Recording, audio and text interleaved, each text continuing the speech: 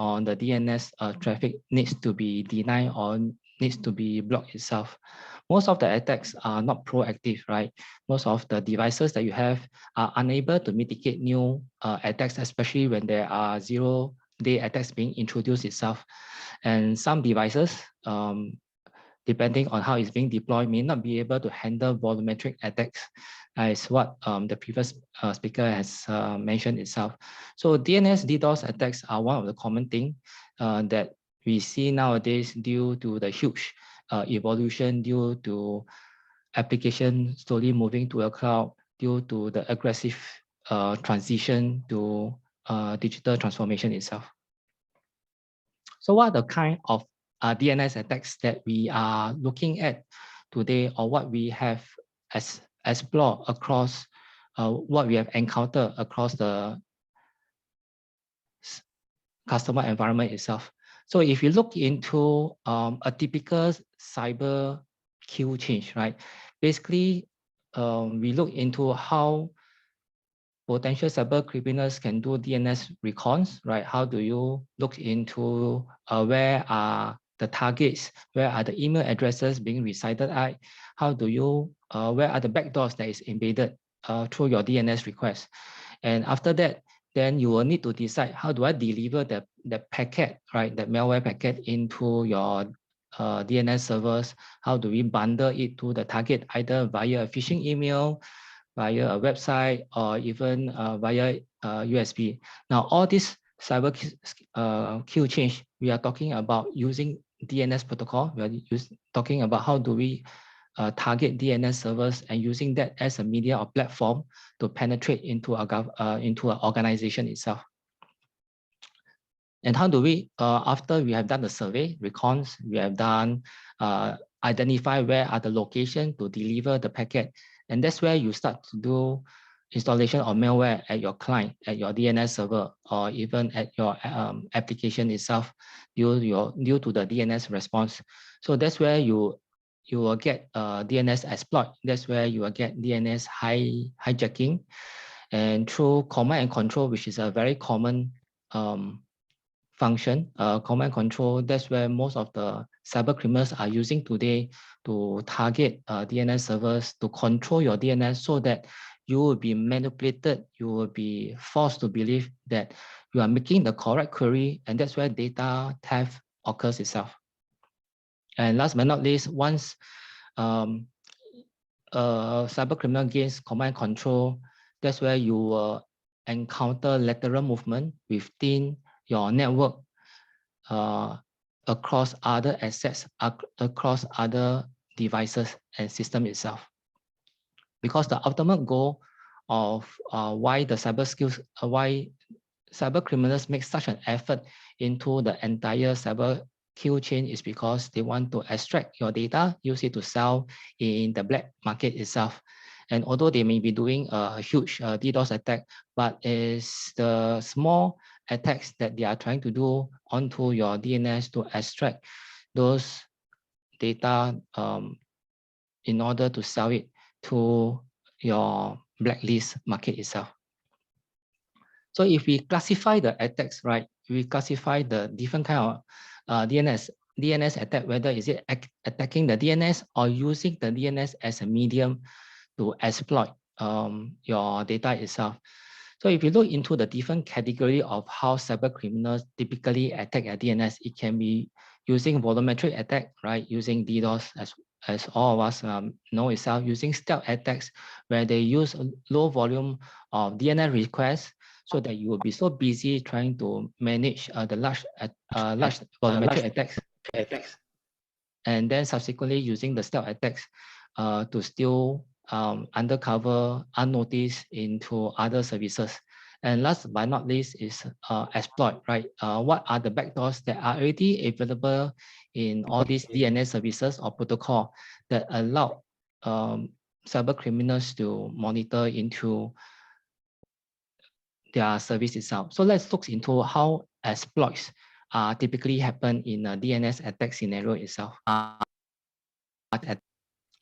So if we look into, like I mentioned in the earlier, the second slide, where there are already CVE, there are really vulnerability announcement out there with regards to how flaws or blocks are available in the DNS services.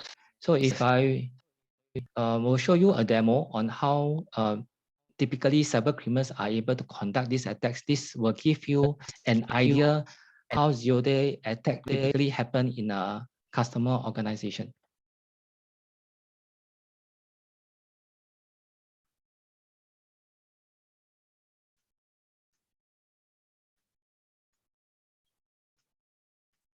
Hacking demo number 5, ZeroDay Attack.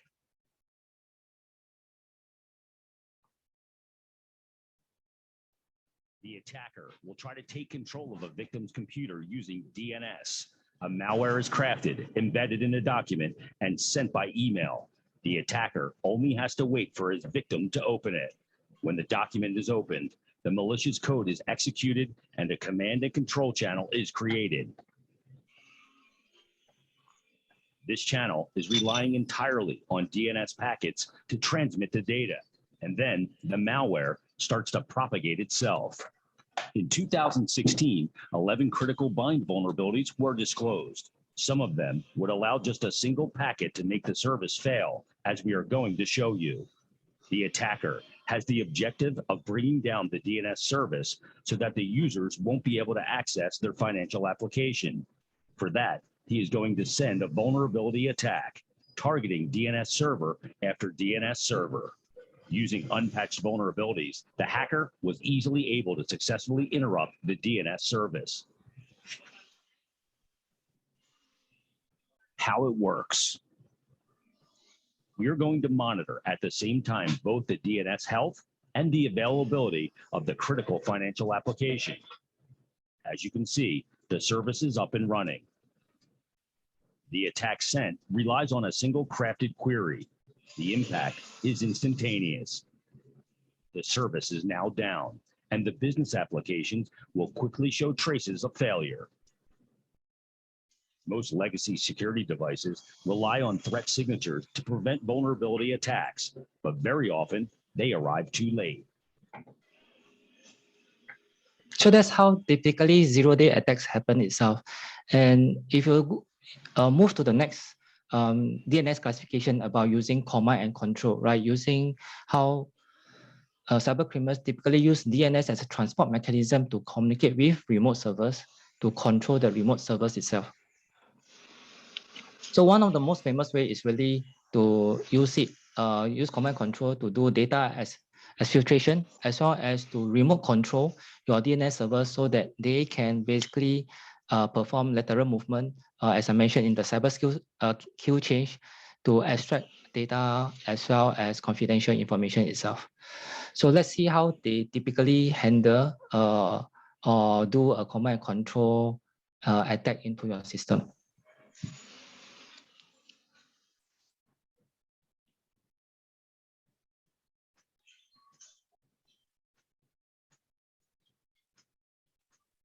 Hacking demo number 2, command and control.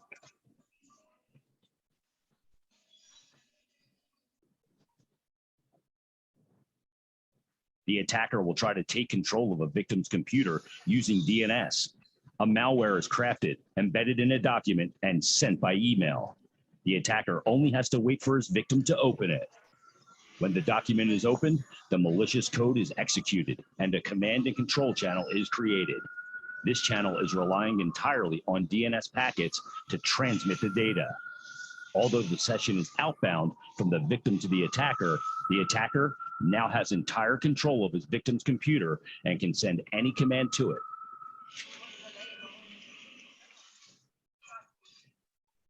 How it works. The attacker is waiting for the tunnel to start, interacting with the infected computer. Malicious code is executed, the channel is created with the CNC.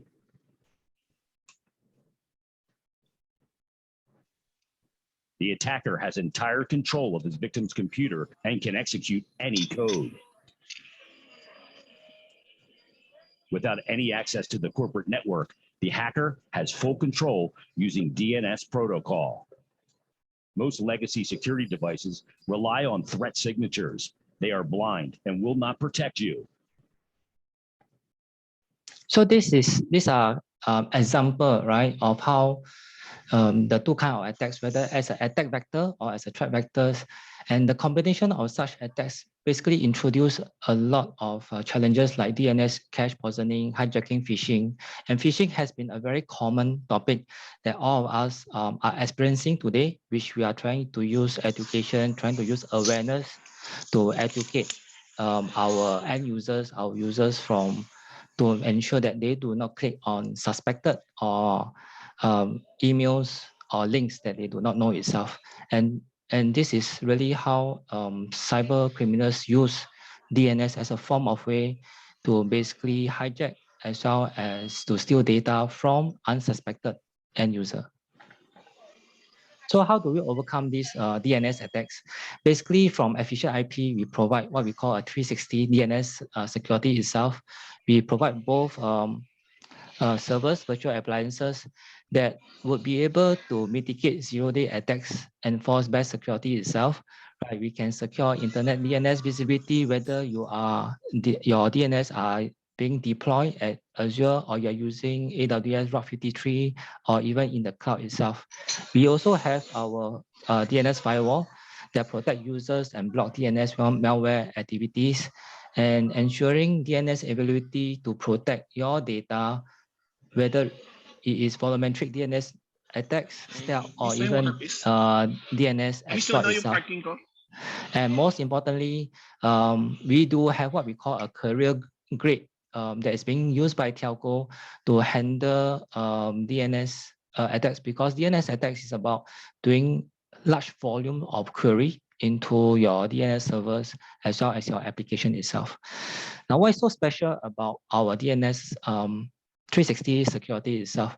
We have two different DNS servers, right? One is the standard binary servers itself. We also have what we call an NSD server. So we have two DNS engine in the same appliances. So at any point of time, if one of the engine, right, is vulnerable and it requires time to be updated, we can automatically configure, it will be automatically configured where the changes, the updates, the configuration will automatically be synchronized into the other DNS engine itself. So at any point of time, only one DNS engine is available at one time. So that minimizes downtime, that minimizes usability itself. We also have our own mechanism to ensure that there's no single point of failure. And most importantly, the way we are able to switch the DNS engine, it will help to improve network operation. It will help to ensure there is remediation agility itself. Now, within the same appliances, we have DNS firewall that will be able to detect, monitor, and adapt protection into your DNS landscape. We also provide threat feed, or we can also input threat feed into our DNS firewall to make sure that it's always updated, and it will be able to monitor and block any request, forbidden requests from the client laptop or system itself. Now, one of the key differentiator is within our DNS Guardian, which is also in the same appliances, same single box itself. You have what we call DNS transaction inspection, DTI, where we are able to provide real-time analysis of the client, right? Of the DNS traffic that goes from your client to our cache or recursive servers through our box itself. And we have patented this technology based on our behavioral based threat detection itself. And this is one of our unique differentiation where we are able to not only monitor the domains, but also monitor the source of the attacks, which typically comes from the client machine. Even when your client machine is being controlled by command and control malware that's embedded into the laptop itself. So we also, like I mentioned, we also have DNS analytics that is embedded into the box, which most of the traditional perimeter defense firewall may not have the capability to do so. By analyzing your DNS traffic, it provides more visibility. It combined together with our threat intelligence, it will be able to help to detect zero-day malicious domains, as well as abnormality of traffic coming from the client or from your domain into your application itself. And last but not least, is about visibility, right? A single pane of glass that allows you to monitor all your DNS traffic, regardless of coming from AWS, from Azure, from your cloud platform, or even from your on-premise DNS server itself. So this single pane of glass will give you the most active or most used domains, what are the clients that are active itself, which are the domains that are not used, and this would be able to retrieve or detect abnormalities, and that will improve your threat detection rate. That will be allow you to do countermeasure that can be triggered for your SOC or for your engineers to react itself. So in summary, basically, DNS, regardless of whether it's metaverse, right? DNS is really the key foundation of all internet traffic itself. So threat intelligence is the context. You need to have proactive and predictive security to detect zero-day attacks as we evolve, as the internet evolve itself, as people start to move into digital transformations. It is very key to ensure that all these zero-day malicious domains can be immediately be detected and blocked, and all this locked information can be retrieved and seen from a single pane of glass itself. And this is where DNS security comes in. This is where efficient IP helps to monitor your cache, your recursive, as well as your authoritative DNS servers. And we can provide all this within a single devices with a single pane of glass and connect to your multiple infrastructure itself. So if you look at the cyber kill change that I shared much earlier itself, our DNS firewall and Guardian will basically monitor, help to monitor this from a delivery perspective itself. We will also do client query filtering in terms of what are the kind, whether is there any malicious malware that's being installed on your DNS servers, on your infrastructure itself. We will detect look into your DNS traffic through our DNS Guardian for any command and control channels through the DNS protocol. And most importantly, prevent data theft from exploiting or coming out from your network itself. So metaverse is something that we really need to look out for, but most important thing is with regards to how do we help you to secure your business, and most importantly, how do we help you to secure your data?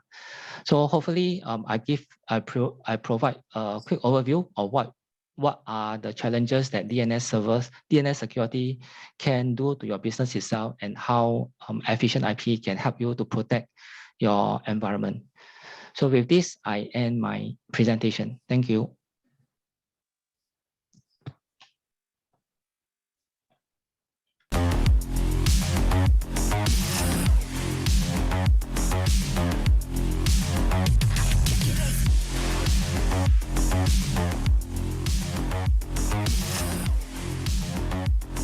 All right, thank you, Mr. Dan Teo, for that interesting topic about cyber attacks. Now, before we continue with our second panel discussion, let us continue our third raffle draw as promised. And we will be giving away 4 items. As earlier mentioned, we have one Baseus USB 2.0 and USB 3.0 hub adapter. We also have one Vigor GK20 gaming keyboard and one home Xenia digital safe and lock. And of course, don't forget one Logitech G300S optical gaming mouse. So let the raffle begins. Okay. Let's see, who will be the next lucky winners? We have 4 lucky winners for this part. And then we will see Okay, congratulations to you, Ronald Ambal Phoenix from Omega Development Corporation. Okay, you just won one Basis USB 2.0 and USB 3.0 hub adapter. So congratulations. We now move on to our next or second lucky winner for this. Yes, and thank you from Ronald Ambal. You're welcome because ISOG is very generous. All right, so we have another, our second lucky winner. Let's roll our roulette. Okay, again, the ones who are eligible to join our raffle are the ones who registered with their name and company. Those who are anonymous entries are automatically disqualified. All right, congratulations to you, Bernice Luisette Dalisay of Banco Kabayan Incorporated, a private development bank. So you just won one Vigor GK20 gaming keyboard. Ayan. So we have our next winner.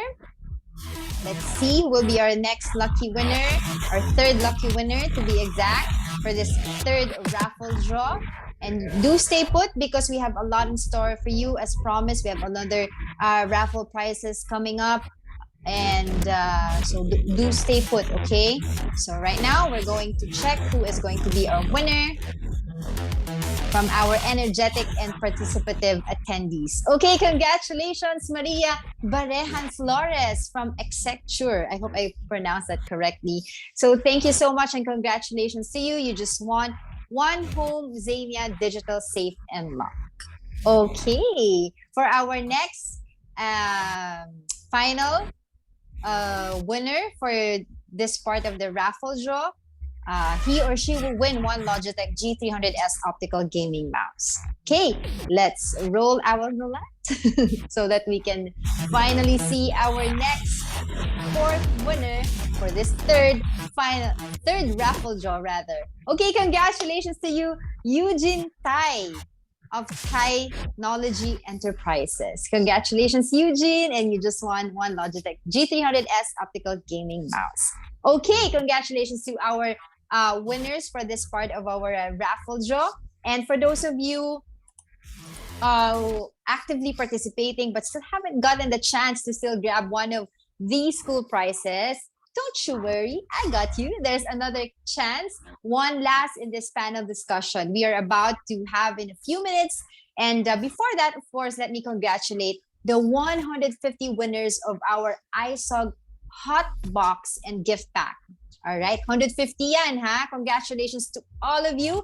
I hope you were able to enjoy the sumptuous meal and or just about to enjoy eating it as we doing our webinar today. I also had one actually, and I'm so happy when I received it. I was so hyped about it. I have a lot of gift packs as well, aside from the food. And of course, talking about the food, once you pull the string, I'm sure you guys have all experienced this. Once you pull the string, you can eat the food like as it was freshly cooked in front of you. Super galing. I'm so amazed. And there's another additional contest for the winners. Yan. So let me show you our hot box and VR contest poster. There you have it.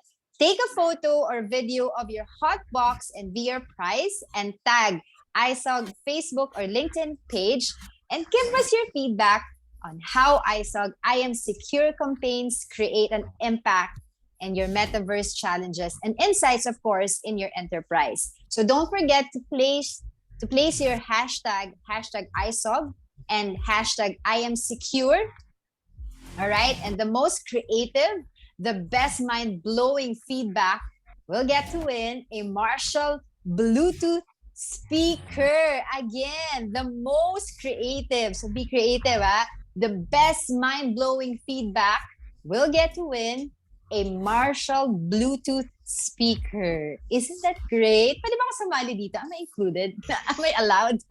There you have it. Grabe, super. Since the first morning kanina earlier that we started this webinar, talagang the prices are overflowing. Grabe ang ISOG talaga, sobrang galante, and I think this is the most generous organization that I've been with, and I'm sure you guys will agree with me. All right, sige. We are also sharing with you some 360 VR videos that can watch that you can watch using your VR boxes. No, all available in our ISOG YouTube channel. We'll also share it at the chat box. Yan, yung mga active nating participants, you can check our chat box for our YouTube channel. And let's proceed now to our second panel discussion.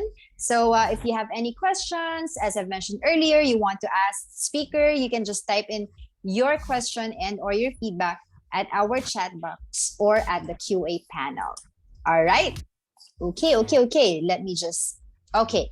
To moderate the discussion in one of ISOG's founding members, or is one of ISOG's founding members and treasurer with over 21 years of experience in the Philippine InfoSec industry. He serves as the Chief Information Security Officer of PS Bank since 2005 and is an active leader and participant of RootCon for 15 years. Ladies and gentlemen, let us all welcome on our cyber stage, Mr. Dan Ductito.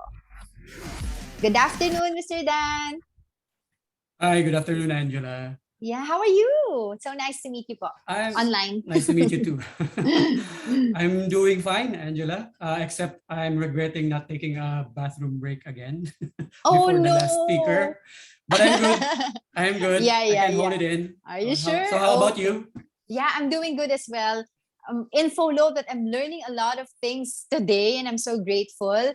And having to listen to all of the presentations earlier, I look forward to, of course, to this second panel discussion that you will facilitate, Mr. Dan. But you know, I can see that standards and regulations in the metaverse seems challenging.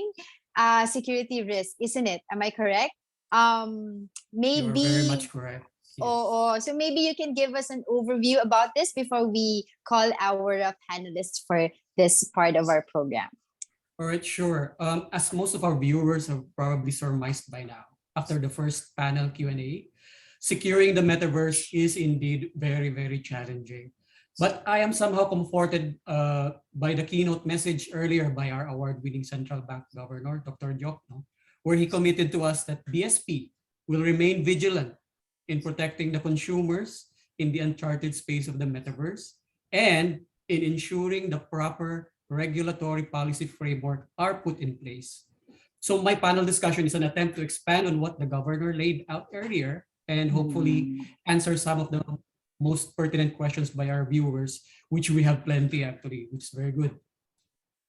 All right. Let's not keep our audience waiting. Let me now call our panelist, Mr. Laihi Tan of Checkmarks. We also have, there you have it, Mr. Donald Teo of Efficient IP, and of course, Mr. Srinivas Rao of F5. Take it away, Sir Dan. Thank you, Angela. Okay, welcome again, everyone. Welcome to the second round of the panel discussion with the topic Standards and Regulations Addressing the Digital Safety in the Metaverse. Good afternoon, dear panelists.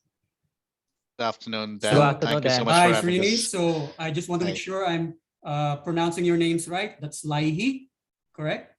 Yep. And obviously Donald is a Easy normal name. Donald, yeah.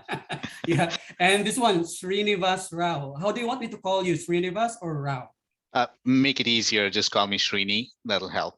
Srini. Okay, great.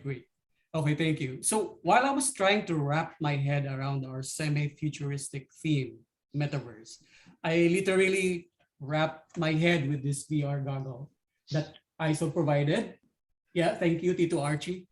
So this is actually how you access a metaverse, any metaverse. So I imagine myself entering, for example, Facebook's meta world and trying to purchase virtual or real items using e-money or cryptocurrencies and doing financial transactions and then summoning my virtual branch manager and asking her to change a very critical personal information in my account. That is a favorite data to steal or use by online fraudsters. My mobile phone number. So you can just imagine from that scenario that so many challenges are built into that. One, the authentication and the virtual KYC or know your customer processes, right? Second, there's the technology integration of the different financial institutions that that are melded into the single platform. And finally, the regulations and standards needed in the metaverse to protect the consumers. So that last part about standards and regulations is what we will be discussing in this session with some of our distinguished speakers from earlier. I'm happy to see that we have plenty of questions, but unfortunately, we won't be able to accommodate all of them. So I'm sure our viewers weren't just asking these excellent questions just for the prizes alone, right? Anyway, so I just tried to group the questions into regulations and standards, data privacy, authentication, identity fraud risks, and others, and just I'll try to shuffle through the questions as much as I can. But I also have to filter out those questions that have local context because none of my panelists are local. I'm sorry, guys. All right, so let's just start with the regulatory and standards question. So I have it in my list. Initially, I have a long list, but thanks to my thanks to the first moderator in the first panel, he actually stole most of my regulatory questions from the list. But anyway, let me just start with my backup question, which I will ask to each one of you of our panelists. So, what do you think should be the main priorities in terms of regulation and supervision in the metaverse? Let me start with Mr. Laihi. Hi, everyone. I would attempt to look at these questions from two angles, okay, two hats. Well, I can wear many hats. Right? One of them will be from the experience as a government, I worked in government for a while, as you can see in my LinkedIn profile, as well as security professionals. I think wearing the hats of the regulators, there are two fundamental things that we need to take priorities. Right, I understand the challenges of regulatory and supervisions, especially on new tech.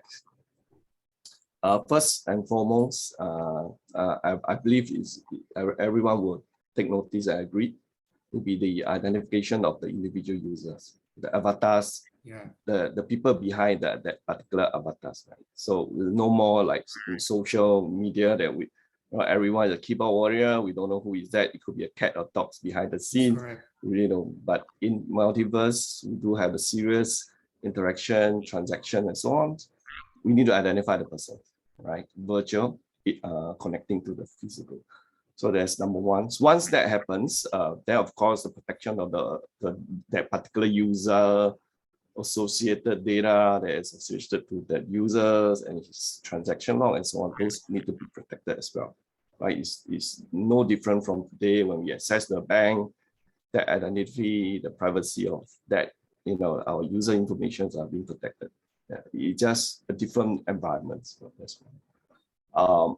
And if you distill everything down, the application securities, which is now virtualized, right, is the codes, the application securities need to be the provider of that platform or the services or whichever is need to be accountable and making sure that that is done to the utmost standards. Right. So these are the two things that I would see that these are the main priority from a regulation and protections and supervision point of view for this metaverse. Yeah, thank you, Lai. I think you struck a main point there regarding the identity of the users in the metaverse. Thank you for that. I'd like to go to Donald.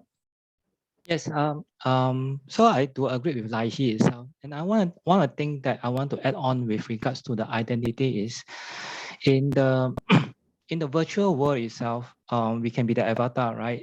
For example, today I see a lot of people going virtually to buy what we define as virtual land.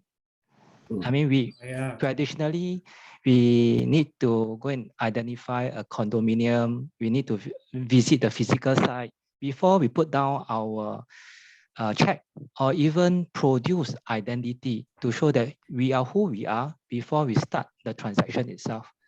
So from a policy perspective, now it becomes with regards to the virtual land, is there a title deed? And if there's a virtual title deed, then how do we really identify that? And how do we identify the owner? Because we will be representing ourselves as avatar, right? I can be a he, but when I'm buying the virtual land, I can be a she. So do we use the traditional form of a passport or identity card to identify ourselves? And would that be recognized, or is there another form of identity with regards to the purchase of this virtual environment itself? Now, on the other end, where as a consumer, right, if a banking services or a financial hub start to provide all these services through NFT or even other means itself, as a consumer, how would I be protected itself? Meaning that if there is, let's say, a phishing scam, like what happened, sad to say, last year in Singapore itself. So how am I as a consumer can be protected by the regulatory policies itself? Do I get refunded based on what the amount of money that I've been fished or I've been frauded itself? So where is the consumer protection portion? All right. Thank you, Donald. So it's interesting that you touched on virtual real estate, because there are a lot of applications actually right now that are selling virtual real estates. And I'm a gamer, mobile gamer, so I understand buying items from the game, but it's only limited to that game. I understand. However, for virtual real estate, I just can't fathom why people would do that, because again, as mentioned by Donald, how do you solve the land title? And since it's virtual, it's actually limitless, right? So how do you put value in that eventually? Anyway, so let's go to Srini. Thank you so much, Sir Dan. Thanks for putting me on the spot, and kind of helps me also address the question a lot. I'll try and address it much better. Try to address somewhere close to as good as the other two gentlemen here, right? Why is it relevant to me? I come from the banking space. I worked for a bank for 4.5 years. I work for Maybank. So regulation, regulatory body is a normal cap on the head that you wear always being in the banking space. Now, again, I keep telling this to most of the customers that I meet, right? Regulatory bodies are defining guidelines. Now, all these guidelines are coming from certain specific frameworks, right? And one of the frameworks that everyone needs to look at and adopt and adapt to is the NIST cybersecurity framework, because it's just not about one aspect of security. It's just not about detecting, or it's just not about identifying. It's about the whole chain of events that you have to do when it comes to securing, let that be your business data, your customer data, let that be anything. It's all about the whole framework. How do you ensure that you have the right systems in place to be able to address each layer of this framework? Now, regulatory bodies will give you guidelines. They will say, your data should be, you should ensure your data doesn't leave your country. Now, a lot of gray areas, right? Leave the country. Which data doesn't leave the country?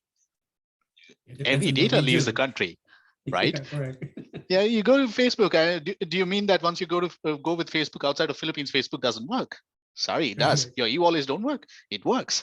But it's all about how do you help identify what data is being consumed and served, and how do you protect that? How do you detect if there is some anomaly around it, or is there something that's attacking it? It's all about those key pillars of identify, protect, detect, respond, and recovering from that is very crucial for a cybersecurity landscape. And in the current world of metaverse, trust me, like I told earlier in my presentation, it's a micro thing. What we are speaking about is almost to the edge, almost to the person's eye, almost to in your fingertips. That is way too far away for someone to protect. You can't do anything when it's at your fingertips. It's already there, and it's just a click away. Right? Yes. It's all about what you do right from the so many layers behind how you protect each of those layers right up to your fingertips, right? Even your phone, for that matter.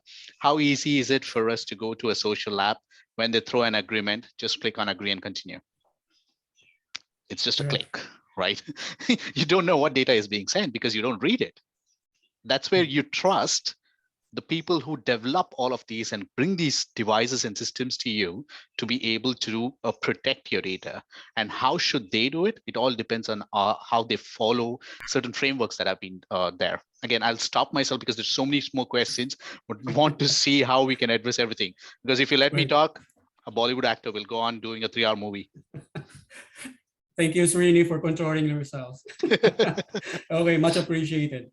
All right, you actually mentioned regarding a framework should be followed because it's related to one of the questions that was asked by one of our viewers regarding standards. So here's a question from Mark. Will there be a standard to be followed to ensure the metaverse will be secure and risk-free? And if these solutions will be created? So you mentioned NIST. So are you saying that it's something that they should start from? So what I'm saying is, see, NIST is a cybersecurity framework. It's also a supply chain risk compliance framework, right? So again, Metaverse is already end user. It's there at the fingertips, right? Now, whoever is creating this has to ensure that they follow these. Again, is it the onus of an end user?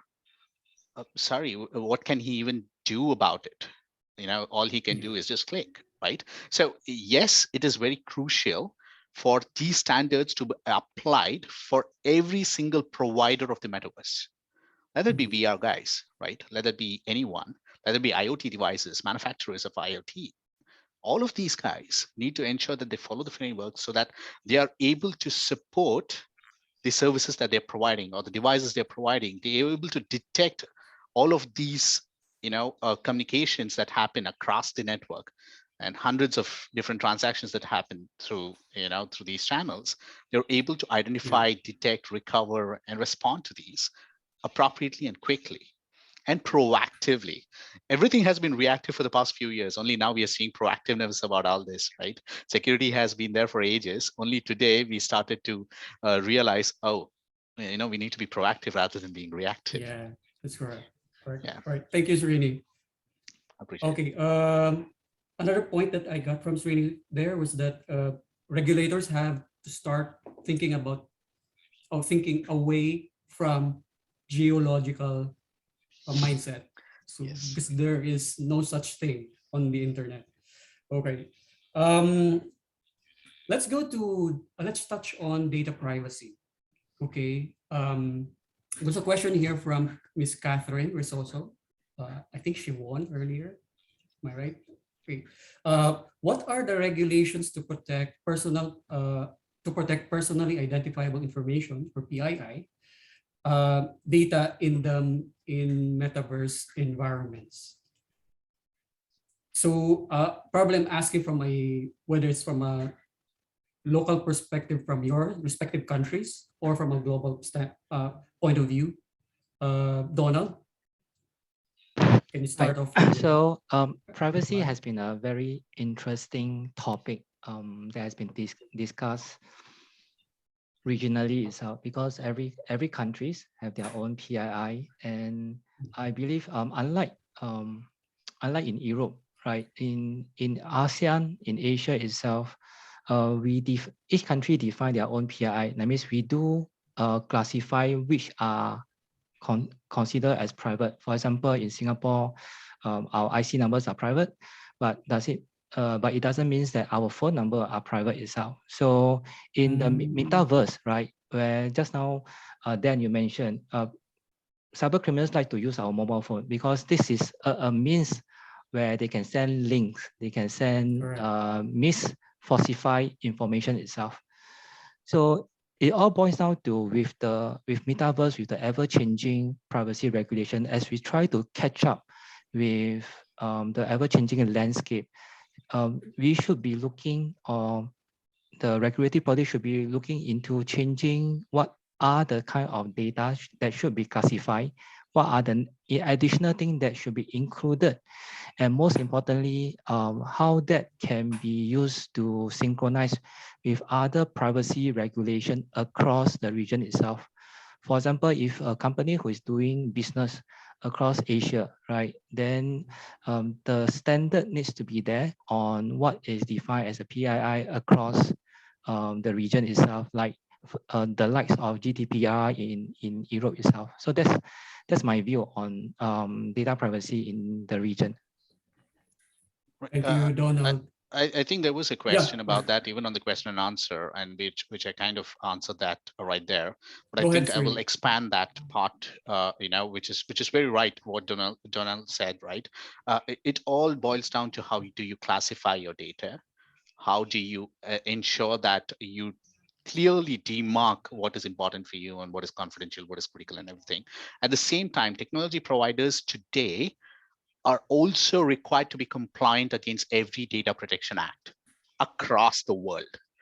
So, it's just not an organization which is serving their market, but if they're consuming a technology which relates to managing data of the company, they are also need to be compliant in providing a technology solution which is data protected, data privacy protected. So everyone is in line with it.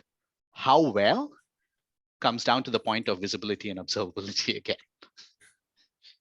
All right. Thank you, Srini. You're making it more complex for us. No.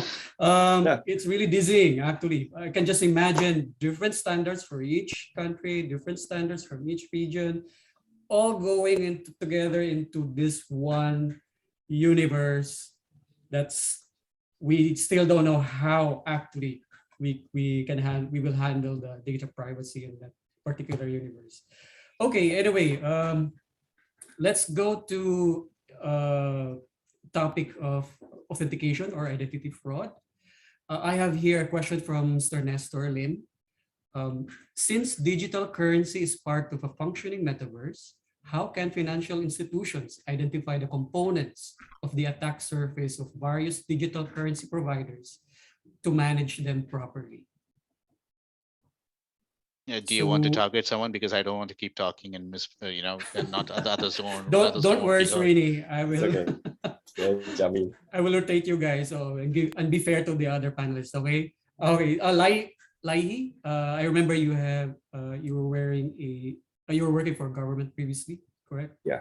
I was with government for several government for about 7 years. All right. Yeah. So can you do us the honor of answering this first? So, okay. So the question is, would you like me to read again the question? Yeah. So it's relating of how do we conduct know your customer verifications? No, this one is around digital currency. Let me repeat the question. Since digital currency is part of a functioning metaverse, how can financial institutions identify the components of the attack surface of various digital currency providers to be able to manage them properly? So it's talking about the attack surface from the digital currency providers. So fundamentally, it extends to, if you look at it, well, metaverse seems to be a new domain and stuff, right? We distill it down just like we distill cloud, right, into virtualization abstraction. You look at it, whatever happened to metaverse is actually an add-on of currently what we have on the internet with virtual reality and the interface into that environment. Right? So fundamentally, the digital currencies and the new cryptocurrency, whatever currency that you mentioned, still hold true like we have in the physical world. So those regulatory, those identification, those acknowledgement and recognition of those exchange, right? The transactional are the same as what we have in physical world. So there's no real difference. That's what you're saying. There's no real difference. So, okay. For example, okay, let's.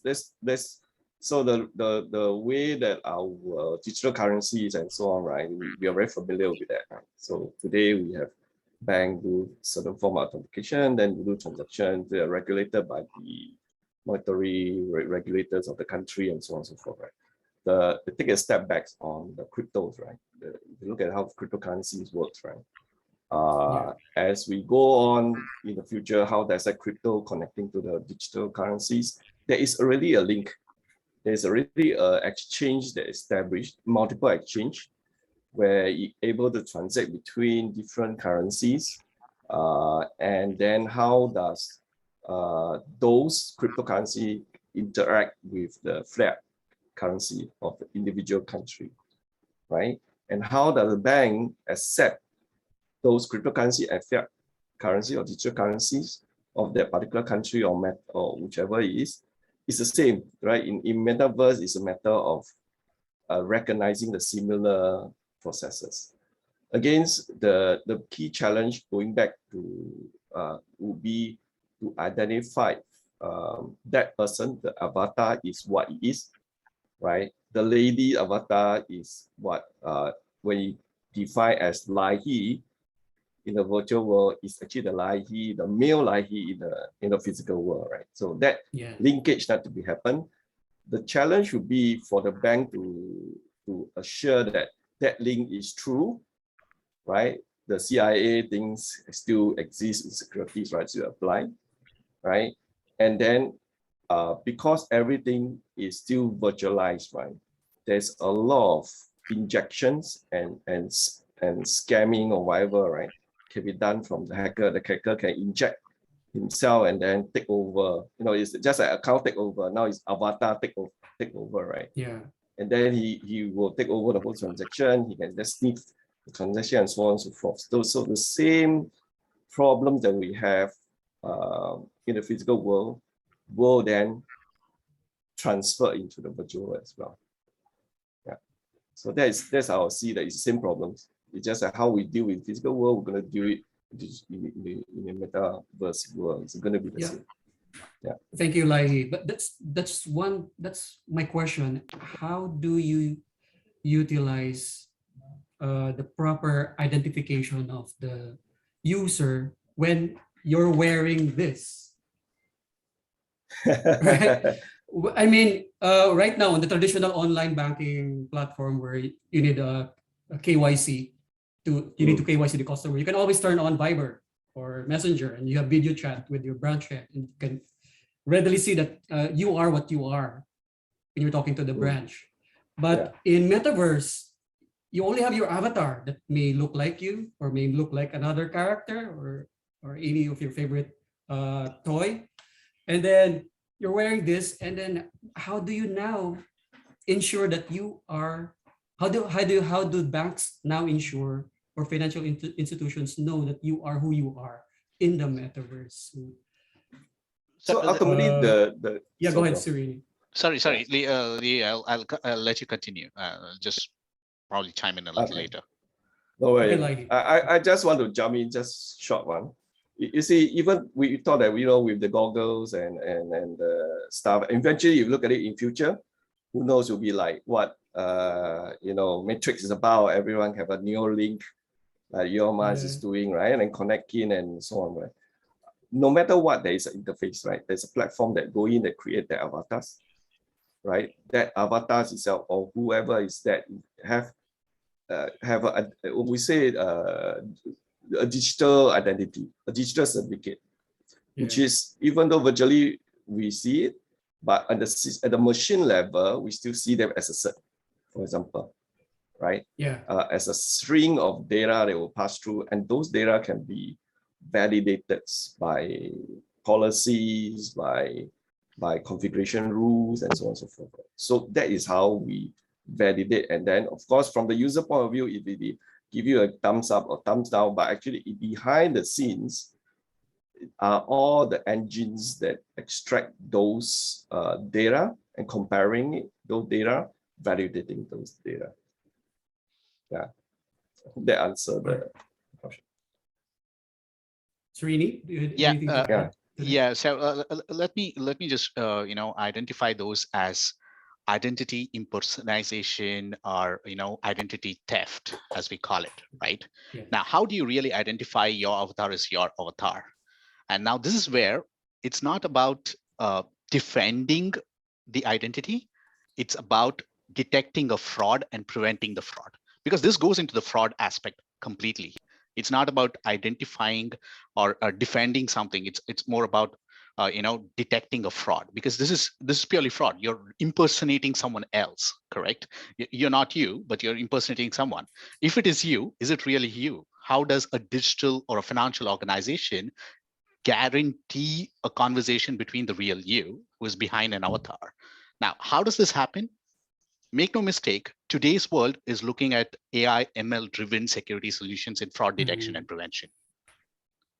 And that's the best way, or that's the most suitable way today for organizations to detect a fraud and prevent a fraud, right? First, to detect this fraud, you need the avatar to be able to answer a specific question which is relevant to you.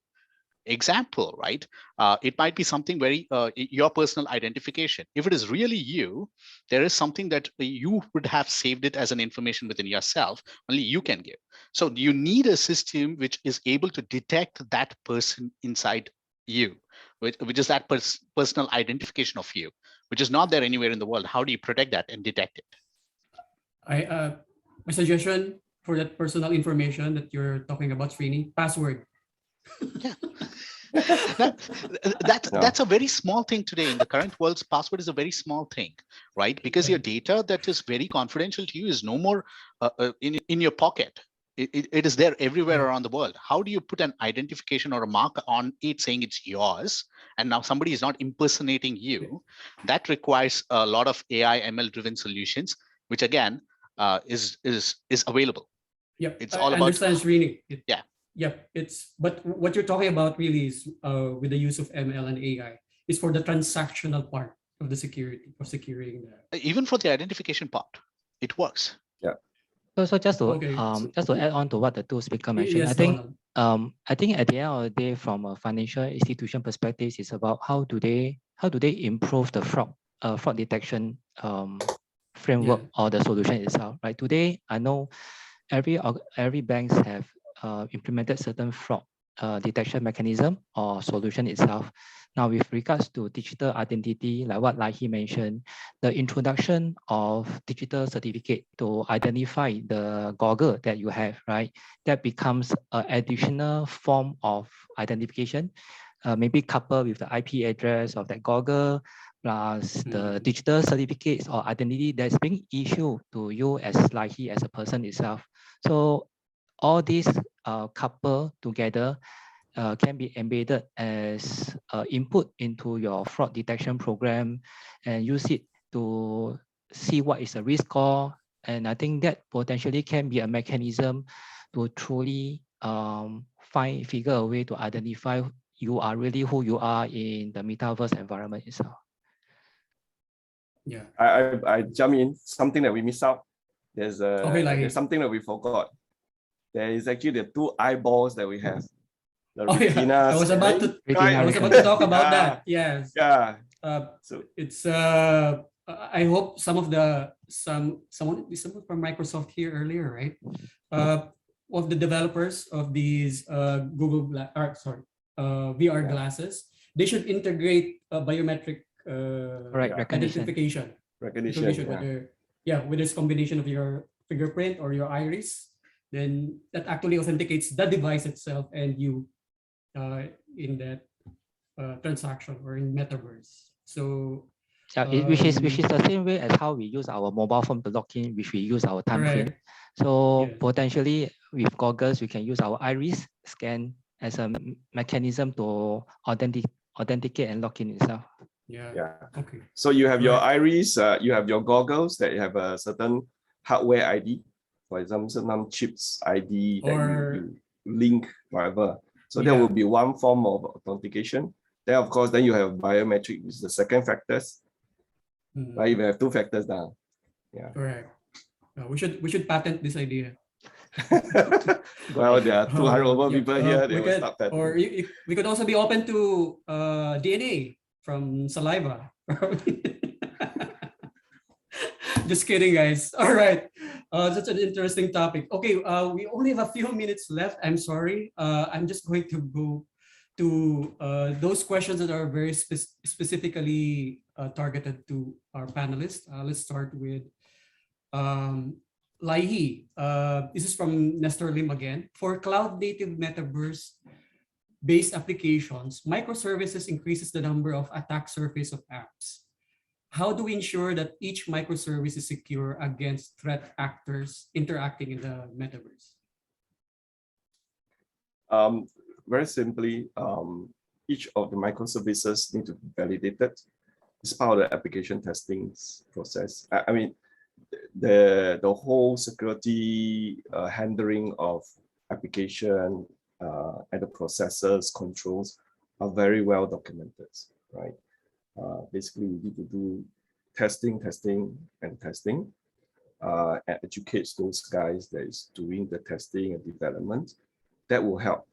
Of course, on top of that, you need to have a good inventory of those microservices that you are using, where they are, how they get connected with others, library that they use. You have a very clear visibility. Why doing so? Because if anything happens, your incident response process will kick in. Again, if you go down the route of incident response, then it's practice. Then that's how you would do it at the beginning, the shift left, deploy your testing and so on, your rigor and understanding. And on the ops side, you have the incidents and try to recover it fast. So that's how I think the tool might help you. So basically, the application security approach is essentially the same if you are addressing the cloud-based or metaverse. All right. Yeah, it's the same. Okay. So and then you have your ops sites, right? The standard goodie of how a good security practice, right? Detect, response, and recovery, and so on, right? Those need to be part of that whole change of enablement. Yeah. All right, thank you, Lai. This is my last question, and I'm going to address it to Srini. This is a question from Mark Anthony Gregorio. He asked how the security companies cope with the fast evolving technology like metaverse. Okay, again, security companies, what they're doing today, again, I think it's more appropriate to do this is to go back to where is metaverse being created? Where is the inception point of it? Because metaverse is a consumption point, right? It's totally about where you're consuming it. But if you look at the inception point, the security companies are looking at all those layers, because if you look at the metaverse, it's a presentation layer. But what about all the other 6 layers that you need to protect? Yeah. Today, security companies are ensuring that all of those layers are protected. Again, my analogy goes back to in my previous presentation, where I was talking metaverse is about what is inside that locker that you're trying to safeguard. It's inside the locker already. But to get to that locker, you need to pass the security guard who is right outside the building. Now, how do you ensure there are levels of security is taken care of before anything reaches that particular item inside the locker? So security companies are looking at all of these layers, right? And rightly so. If you ask me, rightly so. You invest, always any organization would look at investing heavily on the perimeter security, and then goes into, eventually into every layer. And today the world is edge. Today, so all security companies are focusing on edge security, that is where metaverse comes into. How do we protect? So it's about bundling the security concept onto the edge application itself. So that's where even for a fact, F5 works in that mode, right? Instead of having an application sitting in a data center where so many layers of security are there, now how do you ensure that the application actually is at the edge so that it performs right at the endpoint? And how can we protect right there? How can we give a secure application right at the edge instead of traversing through multiple hops of security layers, reach the data center and get a response back? How do we bundle that security policy and push it right to the edge? And that's what security companies are focusing on. It's moving away. It's moving to the edge more rather than sitting somewhere else. Yeah, it's moving to the edge, and that's the right focus area. All right, got it. Thank you, Srini. Unfortunately, guys, we ran out of time 10 minutes ago. So I have to conclude my panel discussion. So in behalf of the organizers and sponsors of our ISOG event, thank you for sharing your insights. It's always a great learning opportunity to hear from subject matter experts like you guys. And I'd like to thank also our viewers who've stuck with us, even if they're already hungry. And thank you. And even though there's no longer any prizes, they still stuck with us. Is it right, Angela? Sorry. We still have prizes. Okay. Sorry, go. Okay, back to you, Angela. Thank you, guys. Thank you so much, everyone. Thanks, everyone. Thank you. See ya. Bye.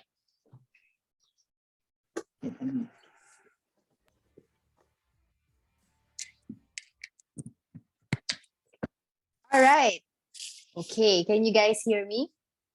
Okay, thank you to our smart panelists. Thank you as well for answering the questions of our attendees. And of course, we are going to end our panel discussion session at this time. How time really flies, no? We were just starting earlier. Now we have come to the end of our webinar. But first, for those of you who didn't have your questions answered, we will get back to you. Don't you worry. We will get back to you separately and address each of your questions. So you can also email us at isogcybersec@gmail.com. Again, that's isogcybersec@gmail.com. All right. And follow our social media sites at LinkedIn, Facebook, YouTube, and of course, our website, isog-org.ph. Okay, so the prizes don't stop. Now we will have our fourth raffle draw for today.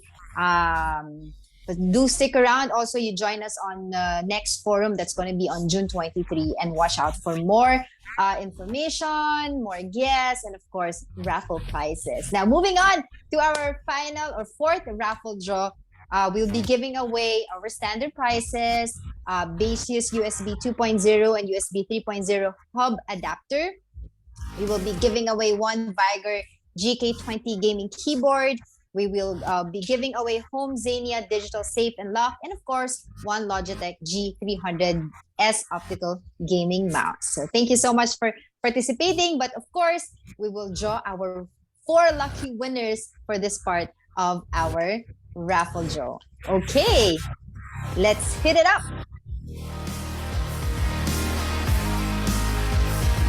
Are you guys excited? Congratulations to Jason Liberato. Okay, you just won one Baseus USB 2.0 and USB 3.0 hub adapter. Okay, moving on to our second lucky winner for this part of our raffle draw. Okay, let's hit it up. Again, for those of you who have stayed, thank you so much for participating in this webinar. We do appreciate it.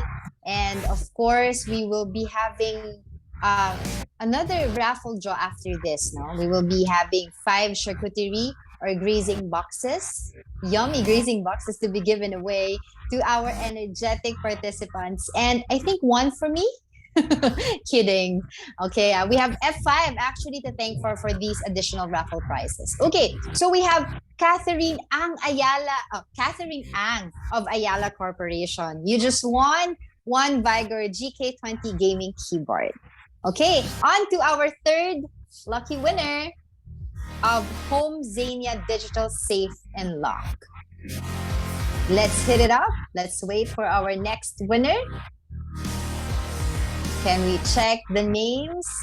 Who will be it this time? Again, for those of you who didn't have your questions answered, please feel free to email us at isogcybersec@gmail.com, or of course, follow our social media sites at LinkedIn, Facebook, YouTube, and our website, isog-org.ph. All right, congratulations to you, lovely Pauline Capistrano of NATCO, not CCO. I hope I pronounced that correctly. So you just won one home Xenia digital safe and lock. And now for our final draw for this part of our raffle draw, we will be giving away one Logitech G300S optical gaming mouse. So let's hit it up. Okay. So all in all, we had 330 attendees for this webinar. So thank you so much for attending and for staying with us.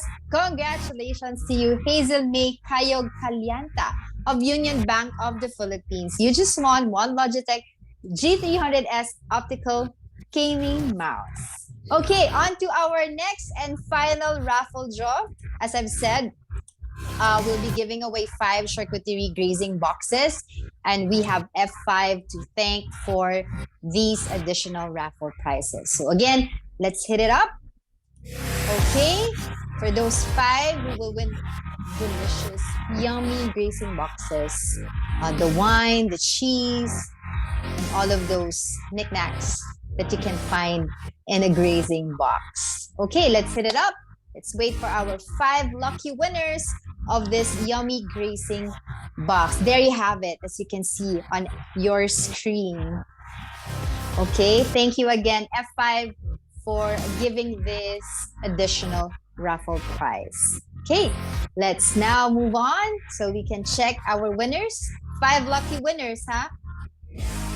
Or 4 lang. 5 lang, 5. Okay.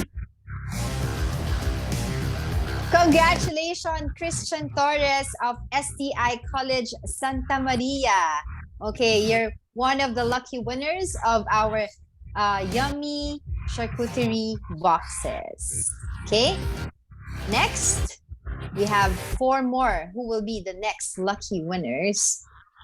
Okay, for our grazing box. Again, I would like to thank everybody for joining us today. Thank you to our set of panelists, our guest speakers. Diba? They're also smart, and we have learned a lot from this webinar, and we are looking forward to seeing you guys again for our next forum. Okay, congratulations to you, Roy Urbina of HDMF. Okay, you're part of the 5 lucky winners of the prize is yummy grazing box. Okay, talagang may yummy kasi that's one of my favorites. Okay, so we are down to how many? 3 more? 3 more for this raffle draw. Am I correct? Okay, let's hit it up and see who is the lucky winner. Okay, congratulations, Jai Desena of TSPI. Okay. So, nanalo ka ng grazing box. So, please do keep in touch with our staff or our secretariat so that we can send out your prizes. Okay? We are down to 2. Am I correct? Down to 2? All right. Congratulations, Nestor Lim of Fundness. Okay, you're part of the lucky winners. You'll be receiving grazing box from F5. Thank you, F5, for that additional raffle prize. Okay. All right. We have really active participants here. Our chat box is really busy since we started. Okay, one last winner. Am I correct? One last winner for this raffle draw. Thank you so much, ISOG. You're so generous. I love it. Okay. One last. Yan. Our final winner, John Vincent Manansala from TE Connectivity. Again, congratulations to all of the winners today. And of course, congratulations to all of lahat po ng bumubuo ng ISOG itong para sa ating Metaverse I Am Secure 2022 Forum. Thank you so much for participating at the I Am Secure Metaverse Forum. We hope you're happy with your prizes. Please do coordinate with our secretariat so that you can, start to receive our prizes. And to officially close this forum, let me call on the forum chairman, our cybersecurity educator, and Vice President of ISOG, Mr. Chito Jacinto.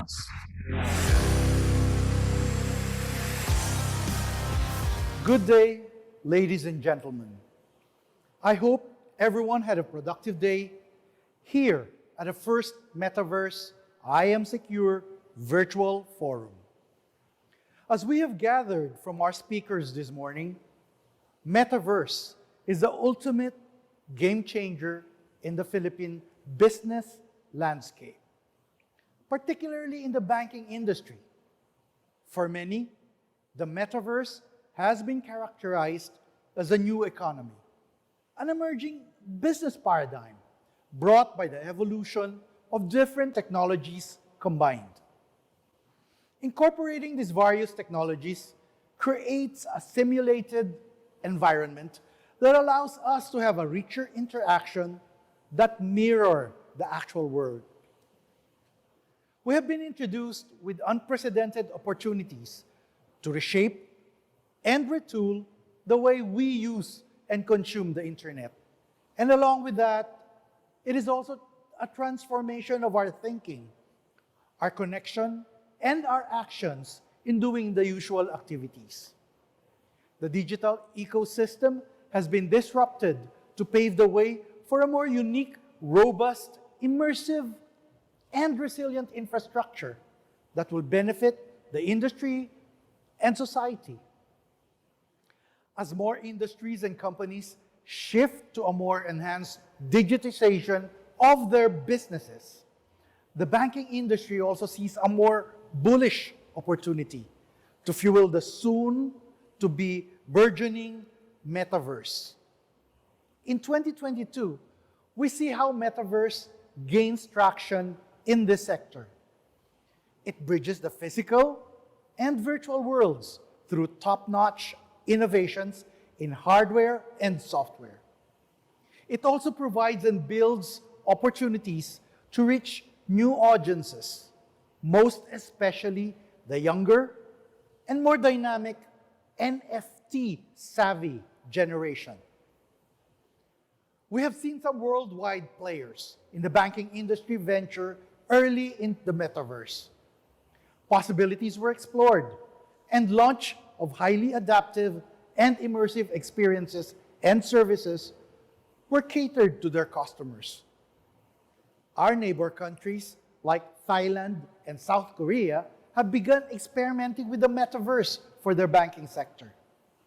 Thailand's Siam Commercial Bank has launched its own lounge through its SCB 10X, and it showcases how it will use its space to host workshops and discussions. South Korea's KB Kookmin Bank has developed a VR test branch, while Hana Bank has established a specific metaverse task force.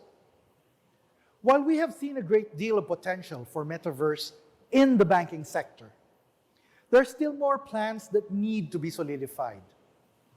Banks have initiated tentative yet deliberate steps into the metaverse, exploring channels and mediums on how to bring their products and services in full digital approach.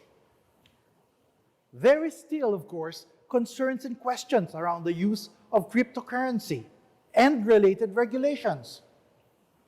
It will be a long way before banks can fully utilize and deliver a full metaverse experience for their customers.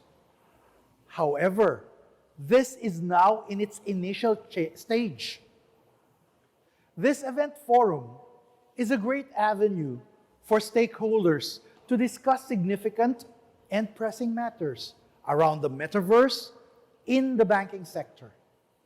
Our strategic response in forming the standardized regulations in the metaverse for the industry helps us to understand the perspectives and consequently design an effective solution that benefits all stakeholders. To cap this off, I'd like to thank everyone who made today's event possible. Thank you to our keynote speaker, Governor Benjamin E. Jokno of the Bangko Sentral ng Pilipinas. We truly appreciate your insights on cybersecurity in the Philippine banking industry and on what the metaverse has to offer. Thank you also to all our esteemed speakers for today for taking time to share their knowledge and expertise, and our participants who have actively engaged in the discussions. We also want to thank our sponsors, speakers, for their invaluable role in this event and for their provision of all digital solutions and services to ensure a safe and secured digital landscape. The first day of our forum is about to conclude, and we look forward to seeing all of you again virtually for another productive conference in the coming days. Thank you for joining us. All right, thank you so much to our cybersecurity educator and Vice President of ISOG, Mr. Chito Jacinto. All right, so on behalf of everyone here, I would like to thank you all again, our participants, for joining us. Please note that we'll be sending a short survey following today's webinar. And the feedback we will receive through this survey provides us with important information for producing future webinars. So please do take the time to complete it, okay? We will leave the Zoom room open, of course, for 15 minutes more in case some of you would still want to chat network with your fellow attendees. Okay, that's additional 15 minutes for you guys. And thank you again to everyone for participating in our first ISOG I Am Secure 2022 Metaverse Forum of the Year. Thank you for staying with us. I hope that you have gained lots of insights from our amazing speakers today. This has been Angela Lagunsad. Thank you for having me. Have a wonderful day. And don't forget to stay safe online and, of course, offline. Bye.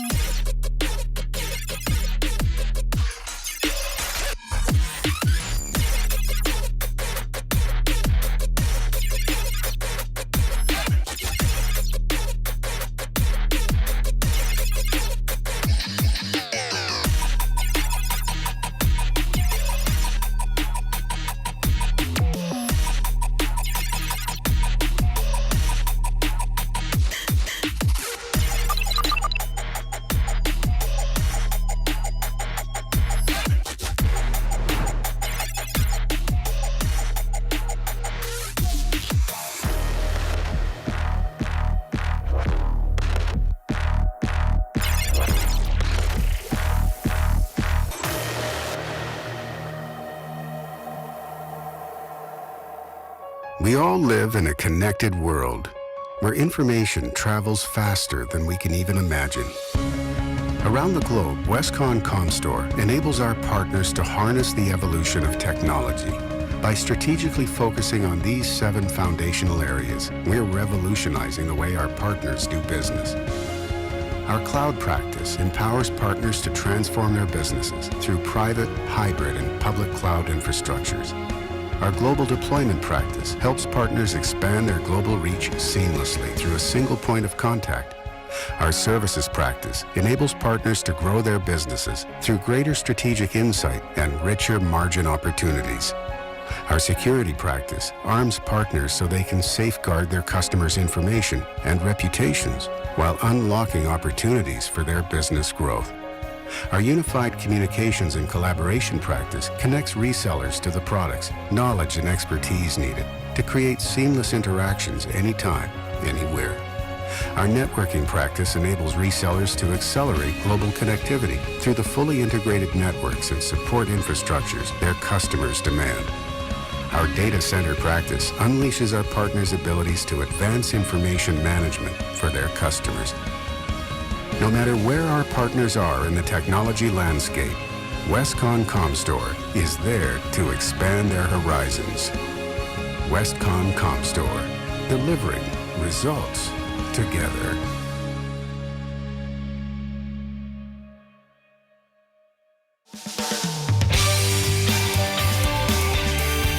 Making informed decisions is the key to facing any challenge. Count on us to give you balanced, fearless news and information. Anytime, anywhere, always.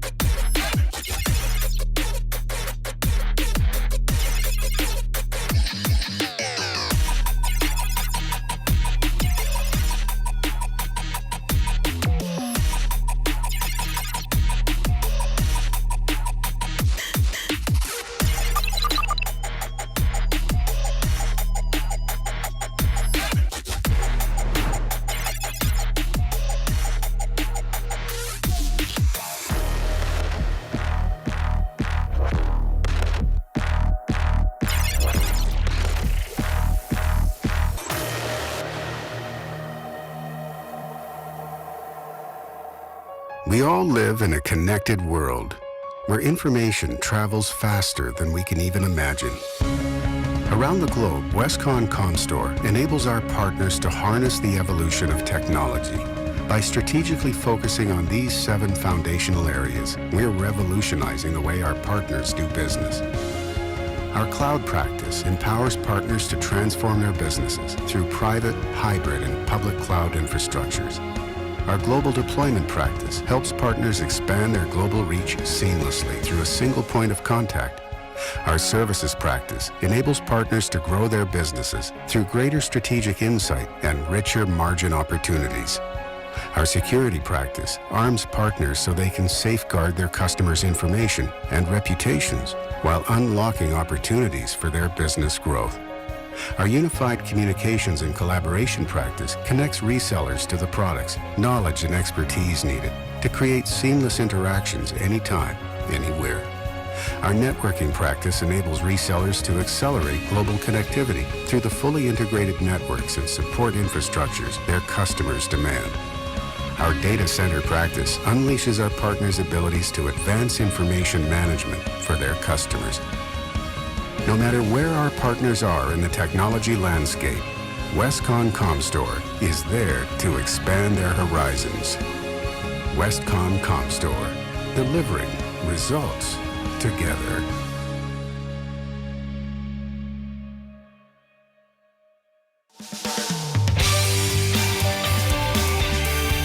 Making informed decisions is the key to facing any challenge. Count on us to give you balanced, fearless news and information. Anytime, anywhere, always.